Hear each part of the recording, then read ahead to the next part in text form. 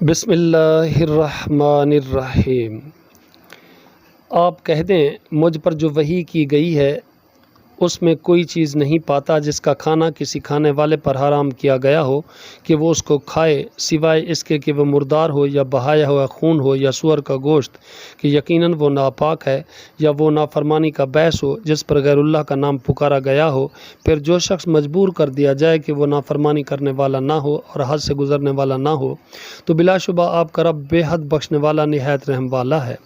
اور ان لوگوں پر جو یہودی بن گئے ہم نے ہر ناخن والے جانور کو حرام کر دیا تھا، اور گایوں اور بکریوں میں سے ہم نے ان پر ان دونوں کی چربیاں حرام کر دیں، سوائے اس کے جو ان دونوں کی پیٹھوں یا انتڑیوں نے اٹھایا ہو یا جو کسی ہڈی کے ساتھ ملی ہوئی ہو۔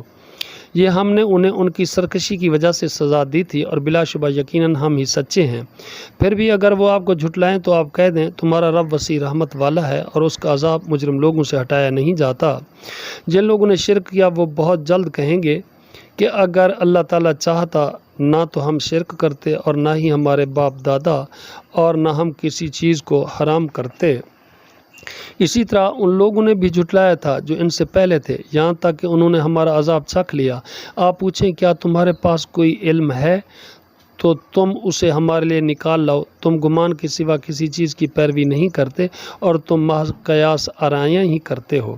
آپ کہہ دیں کامل دلیل اللہ تعالیٰ ہی کے پاس ہے، چنانچہ اگر وہ چاہتا تو تم سب کو وہ ضرور ہدایت دے دیتا۔ آپ کہہ دیں تم اپنے گواہ لاؤ جو گواہی دیں کہ یقیناً اللہ تعالیٰ ہی نے ان کو حرام کیا ہے۔